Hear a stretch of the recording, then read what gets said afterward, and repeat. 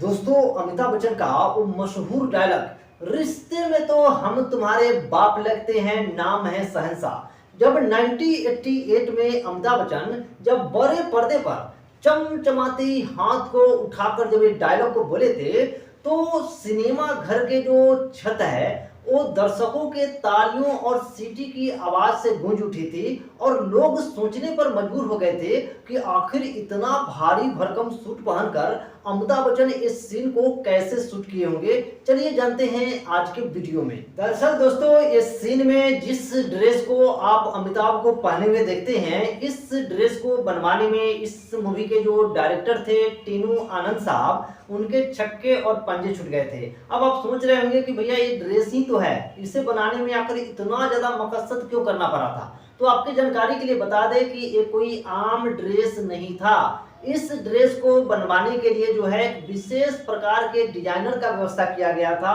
और उसमें लाखों रुपए खर्च करने पड़े थे।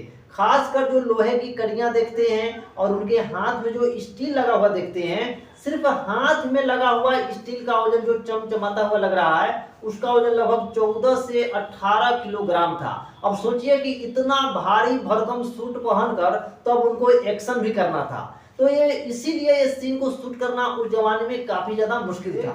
लेकिन दोस्तों, कहानी में यहीं पर आता है एक बहुत ही बड़ा ट्विस्ट। और वो ट्विस्ट क्या था, जैसा कि आपको पहले ही बताए थे कि टीनू आनंद जो इस मूवी के डायरेक्टर थे, वो लाखों रुपए खर्च करके वो भारी भरकम वाला जैकेट तो बनवा कर लेकर आ गए, लेकिन उसी दौरान अमिताभ बच्चन जो है एक गंभीर बीमारी से पीड़ित हो गए थे। इस बीमारी के कारण डॉक्टर जो हैं अमिताभ बच्चन को साफ साफ हिदायत दी थी कि न तो आप भारी भरकम वाला कोई जैकेट पहन सकते हैं और न ही कोई भारी सामान खा सकते हैं। जब एक खबर उड़ते उड़ते टीनू आनंद साहब के कानों तक पहुंची, तो उनका जो है ना पैरों तले जमीन खिसक गया कि भैया हम तो करोड़ों रुपए जो हैं कर्ज लेकर तब ये फिल्म बनाने की शुरू किए हैं। अब अमिताभ बच्चन को बीमारी के कारण इस मूवी में काम ही नहीं करेंगे तो हमारा तो भैया गया ना। तो उन्होंने सोचा कि क्यों ना, अगर अमिताभ बच्चन बीमार पड़ गए हैं तो हम अमिताभ बच्चन के अलावे किसी और एक्टर को इस मूवी में ले। सबसे पहले वो जितेंद्र के पास गए और बहुत ही ज्यादा टीनू आनंद साहब जो है उनसे रिक्वेस्ट किए कि प्लीज भाई साहब आप हमारी मूवी में काम कर लीजिए, अमिताभ बच्चन इस तरह से बीमार पड़ गए हैं इसीलिए हम आपके पास आए हैं। लेकिन जितेंद्र का उस समय जो घमंड था बिल्कुल सातवें आसमान पर था। उन्होंने टीनू आनंद को ठेंगा दिखा दिया, कहा कि भैया हम नहीं काम करेंगे इस मूवी में।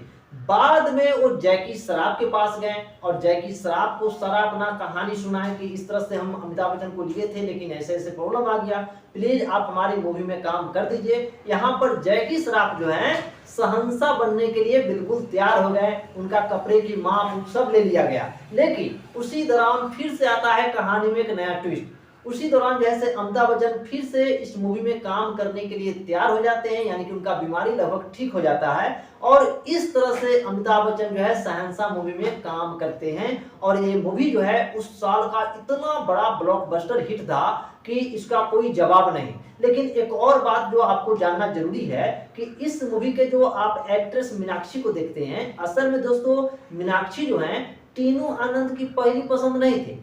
पहली पसंद जो है डिम्पल कपाड़िया थी। डिम्पल कपाड़िया को इस मूवी में साइन भी कर लिया गया था और एडवांस पैसा भी दे दिया गया।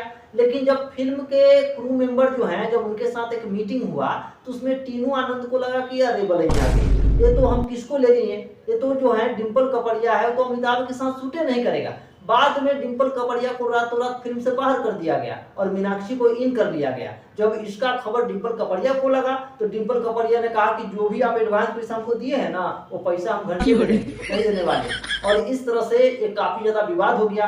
अब टीनू आनंद ने दिमाग लगाया कि भाई डिम्पल कपाड़िया से पैसा कैसे लिया जाए। देखो, अगर तुम पैसे अभी लौटा दोगी ना तो इस मूवी में तो नहीं, लेकिन अगले जो 2 और मूवी आने वाले हैं उस मूवी में हम तुम्हें अमिताभ के अपोजिट जो है लीड एक्ट्रेस के तौर पर कास्ट करेंगे। ये बात सुनकर डिम्पल कपाड़िया बहुत ज्यादा खुश हो गई और पैसा निकाल कर जो है टीनू आनंद के हाथ में रख दी। अब टीनू आनंद के हाथ में जैसे ही पैसा पड़ गया, उसके बाद टीनू आनंद ने जानते हैं कि डिम्पल कपाड़िया को क्या कहें कि अब घंटे तक मतलब वो अलग ही लेवल का बंदा था, उनको जैसे छका रही थी पैसा लेकर। तो बहुत ज्यादा ड्रामा हुआ था, लेकिन कुल मिलाकर एक फिल्म जो है उस साल का बहुत बड़ा ब्लॉकबस्टर हिट हुआ था। एक और बात जो आपको बता दें कि जब ये फिल्म रिलीज होने वाला था उस समय इतना ज्यादा अमिताभ बच्चन का विरोध हो रहा था, कहा गया था कि अमिताभ बच्चन की फिल्म अगर सिनेमा घर में रिलीज होगा ना तो हम सिनेमा घर को आग लगा देंगे और जितना भी दुकान उकान होगा सारा हम जला देंगे। अब आप सोच रहे होंगे कि भैया ऐसा क्यों हो रहा था? ऐसा इसीलिए हो रहा था क्योंकि 1988 में उनके खिलाफ जो है वेबफोर्स घोटाला का जो है केस चल रहा था। इससे जनता बहुत ज्यादा नाराज था कि अमिताभ बच्चन इतना बड़ा हीरो होकर घोटाला क्यों किए। हालांकि बाद में कोर्ट जो है उनको बरी कर दिया। उसके बाद जनता को पता चला कि नहीं, हमारा शहंशाह यानी कि अमिताभ बच्चन जो है ईमानदार थे, ईमानदार हैं और ईमानदार रहेंगे। ऐसे आपको कैसा लगा वीडियो कमेंट करके जरूर बताइएगा।